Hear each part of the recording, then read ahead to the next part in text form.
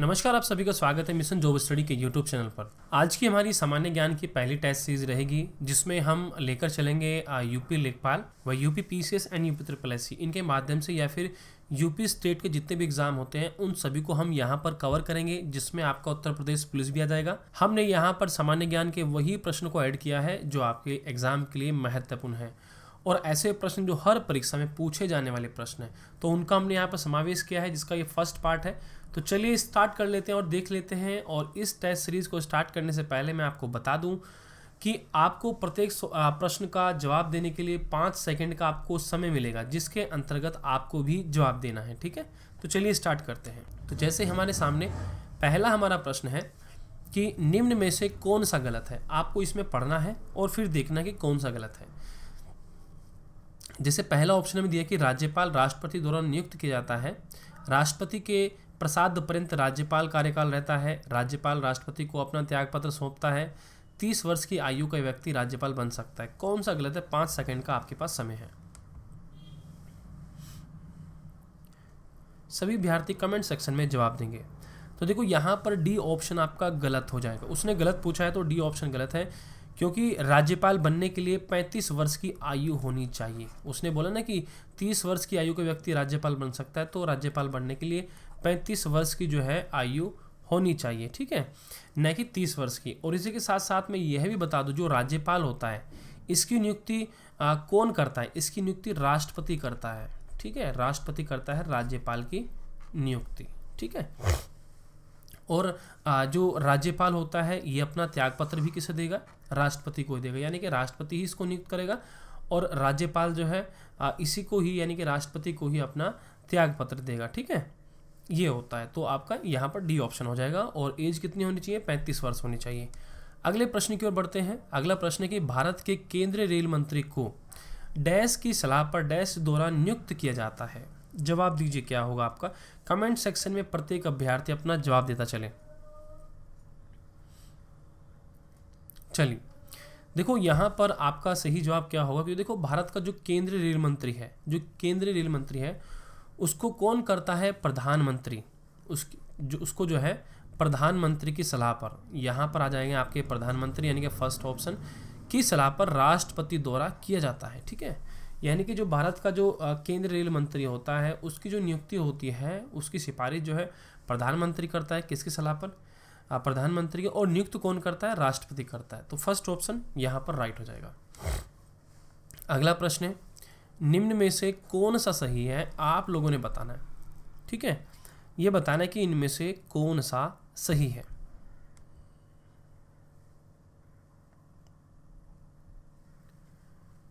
चलिए देख लेते हैं क्या उत्तर होगा।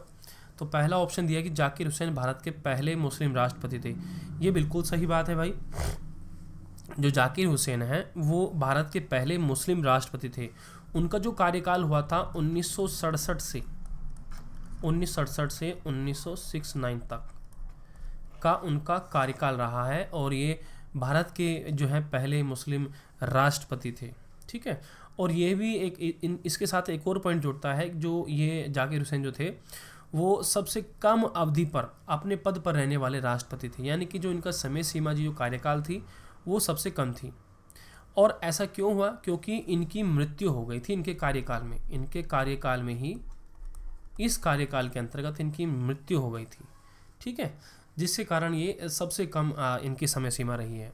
आगे बढ़ते हैं। अगला प्रश्न ये रहा कि निम्न में से कौन सी जॉर्डन की राजधानी है? बताइए जॉर्डन की कौन सी राजधानी है?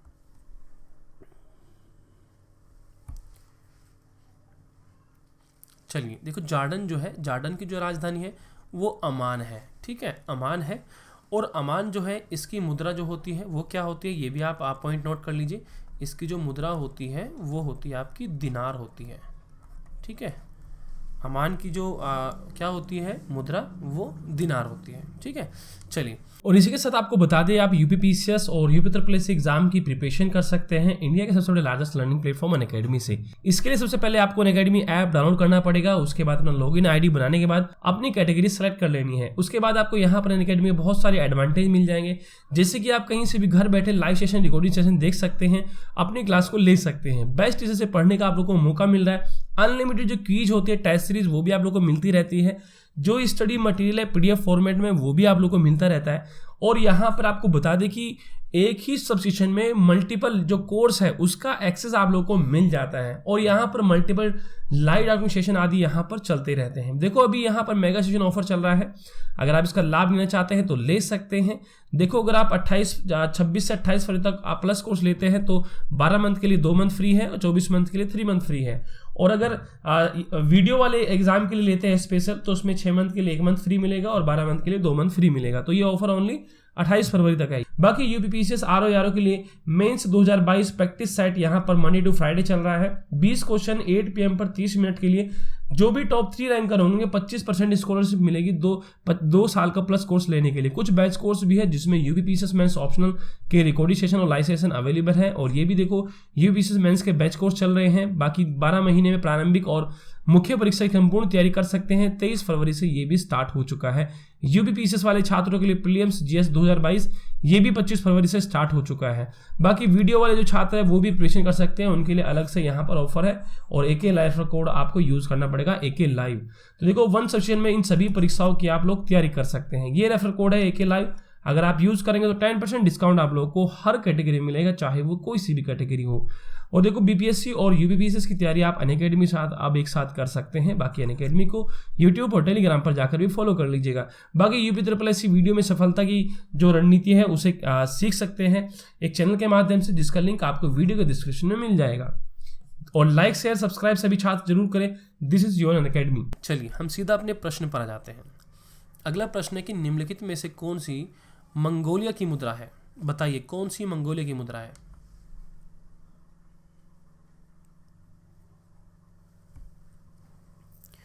चलिए उम्मीद है कि आप लोगों का जवाब आ चुका होगा। प्लीज़ प्रत्येक छात्र कमेंट सेक्शन में अपना जवाब देता चले। देखो मंगोलिया की जो मुद्रा है वो तोगरो का है, ठीक है, तोगरो का है, जिसको हम बोलते हैं तुगरिक, ठीक है, इसको हम तुगरिक भी बोल सकते हैं, ठीक है, तोगरोक। तो यहाँ पर जो ऑप्शन है तो मंगोलिया की मुद्रा का नाम तोगरोक है, जिसको हम तुगरिक भी बोलते हैं।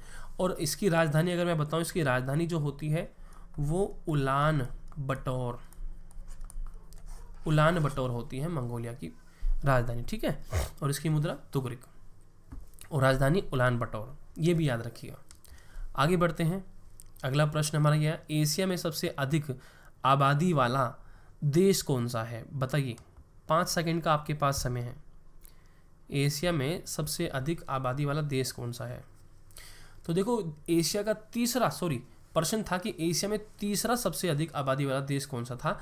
तो भाई ये इंडोनेशिया है, ठीक है। कौन सा है? इंडोनेशिया है, क्योंकि ये एशिया का तीसरा सबसे बड़ी आबादी वाला देश है जो इंडोनेशिया है, ठीक है। इंडोनेशिया आबादी इसकी कितनी क्या बोलते हैं इसकी, यहाँ पर आबादी कितनी है?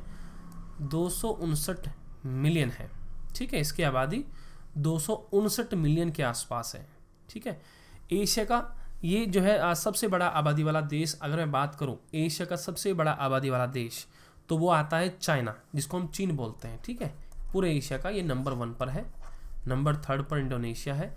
तो चीन की जो है आबादी जो है लगभग 1378 मिलियन के आसपास है। ये मिलियन कर लीजिएगा इसको, ठीक है, ये मिलियन आ जाएगा।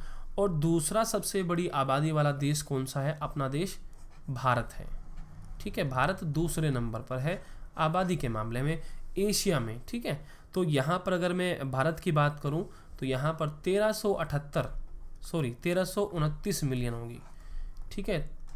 इतना मिलियन 1329 मिलियन आबादी यहाँ पर रही है। और इसी के साथ यहाँ पर जो बांग्लादेश लिखा हुआ है इसके बारे में बता दूँ तो देखो बांग्लादेश का जो स्थान है वो 5वां स्थान है, यानी कि एशिया में ये अगर मैं क्रम की बात करूँ तो चाइना, भारत और यहाँ पर इंडोनेशिया, और बांग्लादेश की मैं बात करूँ तो उसका 5वां स्थान है आबादी के मामले में, ठीक है, 5वां स्थान। चलिए आगे बढ़ते हैं। अगला प्रश्न हमारा ये रहा कि निम्नलिखित दक्षिणी अमेरिकी राष्ट्रों में से किसमें दक्षिणी अमेरिकी क्षेत्र का सबसे बड़ा वन क्षेत्र है? बताइए कौन सा है?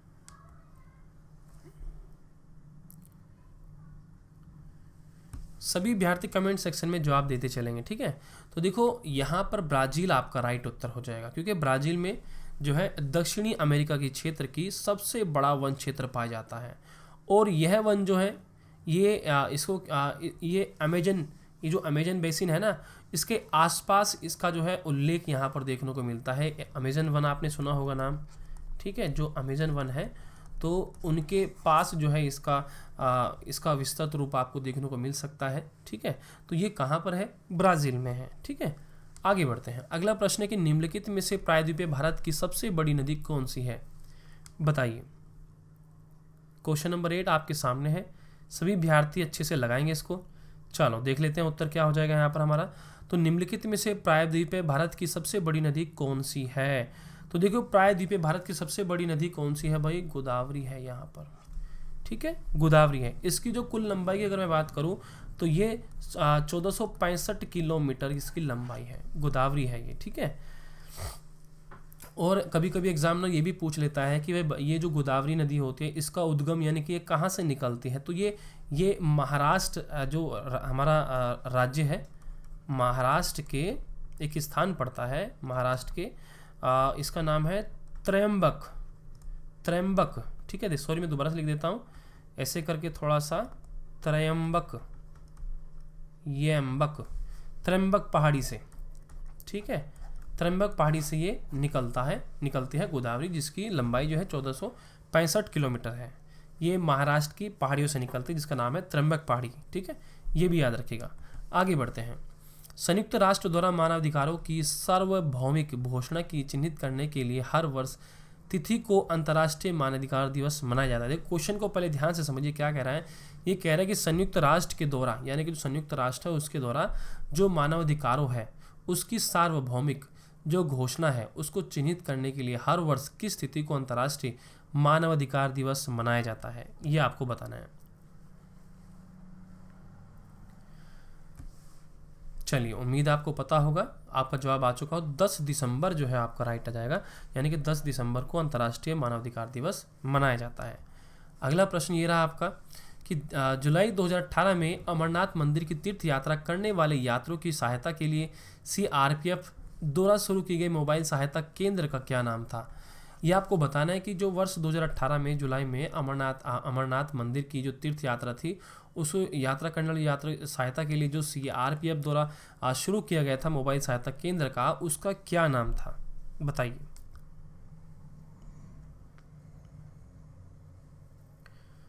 चलिए उम्मीद करते हैं कि आपका जवाब यहाँ पर आ चुका होगा और सही जवाब है आपका साथी बी ऑप्शन। देखो मैं बता दूं कि जुलाई 2018 में अमरनाथ जो मंदिर की तीर्थ यात्रा करने वाले यात्री थे उनकी सहायता के लिए CRPF ने एक यहाँ पर साथी नामक मोबाइल सहायता केंद्र का इन्होंने शुरुआत की थी। बी ऑप्शन राइट हो जाएगा, ठीक है। अगला प्रश्न है हमारा कि एशियाई खेल 2018 की मैं बात कर रहा हूँ। एशियाई खेल 2018 में पदक तालिका में शीर्ष स्थान पर रहने वाले चीन ने कितने स्वर्ण पदक जीते थे? अभी आप NTPC के एग्जाम को दे रहे हैं तो क्योंकि 18 की भी यहाँ पर प्रश्न देखने को मिल रहे हैं, तो बताइए क्या हो सकता है आपका उत्तर?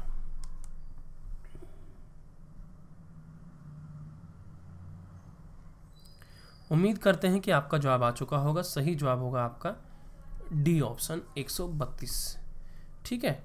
तो यहाँ पर जो शीर्ष स्थान पर रहने वाला देश था चीन, उसने कुल 132 स्वर्ण पदक जीते थे और इसी के साथ 92 जो है इसने रजत पदक जीते थे।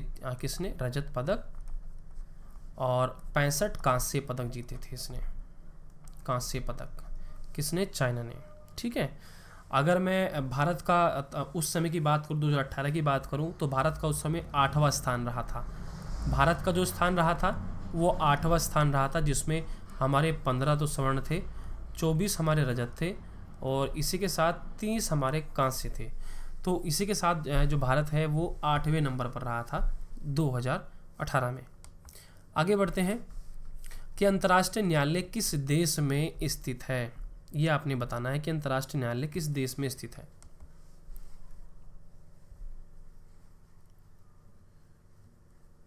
चलिए देख लेते हैं क्या होगा। देखो अंतर्राष्ट्रीय न्यायालय किस देश में स्थित है, तो ये नीदरलैंड में स्थित है, नीदरलैंड में, ठीक है। तो नीदरलैंड में एक जगह है जिसका नाम है द हैग, ठीक है। तो जो एग्जैक्ट जो जगह है नीदरलैंड की द हैग में है, ठीक है। ये संयुक्त राष्ट्र का एक अंग है, ठीक है। और इसकी जो स्थापना हुई थी वो 1945 में हुई थी, ये भी ध्यान रखिएगा। तो यानी कि अंतर्राष्ट्रीय न्यायालय कहाँ पर है? नीदरलैंड में। एग्जैक्ट जगह क्या है? द हैग है। कौन से सन में हुई? 1945 में हुई। आगे बढ़ते हैं। पेड़ पौधों में निषेचन के बाद अंडाशय डैश परिवर्तित होता है, बताइए क्या होता है?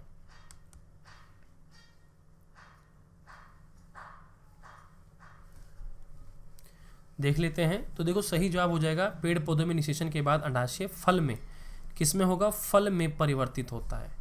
डी ऑप्शन याद रखिएगा, ठीक है। आगे बढ़ते हैं। श्रुतिगत CFL और फ्लोरोसेंट ट्यूबों का निपटान सुरक्षित रूप से किया जाना चाहिए क्योंकि इनमें डैश वाष्प होती है जो वाष्प में जहरीली होती है, जो स्वभाव में जहरीली होती है। तो जो CFL होती है, फ्लोरोसेंट ट्यूब होती हैं, उनको मतलब उनका जो खात्मा करने के लिए सुरक्षित रूप से क्या किया जाना चाहिए? तो मतलब सुरक्षित रूप से उसको निपटाना चाहिए जब वो ख़राब हो जाती है। तो इसमें ऐसा क्या होता है जो कि ये जहरीला होता है, ये बताइएगा थोड़ा सा आप।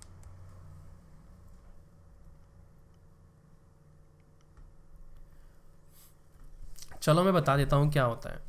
तो इसका जो सुरक्षित रूप से इसका निपटान करना चाहिए क्योंकि उसमें पारा होता है, ठीक है। पारा, ये याद रखिएगा यहाँ पर, पारा। जो पारा होता है इसमें, जो पारे की जो वाष्प होती है वो स्वभाव में जहरीली होती है, ठीक है। पारे की जो वाष्प होती है वो स्वभाव में जहरीली होती है। अगला प्रश्न है आपका। पौधों में पानी और पोषक तत्वों के परिवहन के लिए संवहन ऊतक को डैश कहा जाता है, क्या होगा? बताइए।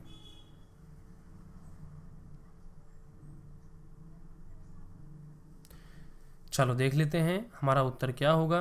तो देखो सही जवाब जो होगा यहाँ पर हमारा C ऑप्शन हो जाएगा, जाइलम, ठीक है। जाइलम, क्योंकि पौधों में पानी और पोषक तत्वों के आपके जो परिवहन है उसके लिए संवहनी जो ऊतक है वो क्या है? जाइलम है, ठीक है। उसको जाइलम कहा जाता है। जबकि पौधों में जो खाद्य पदार्थ जो होता है उसका जो परिवहन जो होता है, खाद्य पदार्थ की मैं बात कर रहा हूँ, उसका जो परिवहन होता है वो किसके द्वारा होता है? फ्लोएम के द्वारा होता है, फ्लोएम के द्वारा, ये याद रखिएगा। तो पोषक तत्वों, पौधों में पानी और पोषक तत्वों का परिवहन जाइलम के, और जो आपके खाद्य पदार्थ होते हैं उनका फ्लोएम के द्वारा। आगे बढ़ते हैं। निम्नलिखित विकल्पों में से पुनरुत्पादक बीज उत्पादक पौधे का नाम चुनें, बताइए।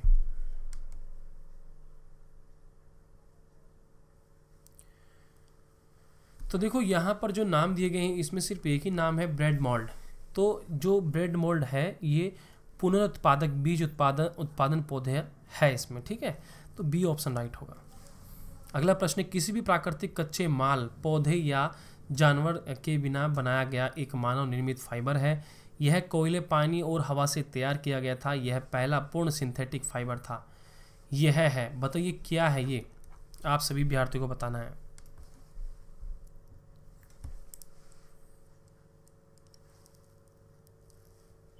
चलिए तो देख लो उत्तर देख लेते क्या। तो यहाँ पर बी ऑप्शन जो है आपका राइट उत्तर हो जाएगा। तो नायलॉन जो है, नायलॉन किसी भी प्राकृतिक कच्चे माल यानी कि जैसे पौधे या जानवर के बिना बनाया गया एक मानव निर्मित फाइबर है। यह कोयले, पानी और हवा से तैयार किया जाता है इसको, ठीक है। और यह पहला पूर्ण सिंथेटिक फाइबर था, याद रखिएगा, नायलॉन, बी ऑप्शन। आगे बढ़ते हैं कि विश्व हिंदी दिवस किस तारीख को मनाया जाता है?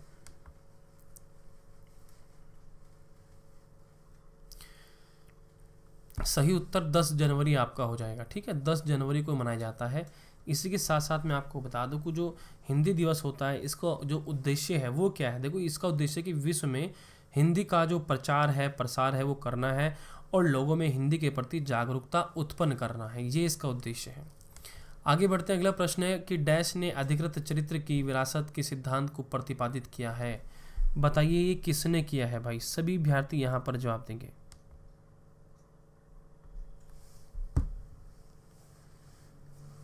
उम्मीद है आपका जवाब आ चुका होगा। सही जवाब होगा आपका जीन बैप्टिस्ट लेमार्क। तो नाम थोड़ा सा ऐसा ही है, जीन बैप्टिस्ट लेमार्क ने जो है अधिकृत चरित्र की विरासत के सिद्धांत को प्रतिपादित किया था। तो ये सिद्धांत था, इसको प्रतिपादित किया था और उन्होंने सिद्धांत कब दिया था? 1801 ईस्वी में दिया था, ये याद रखेगा, ठीक है।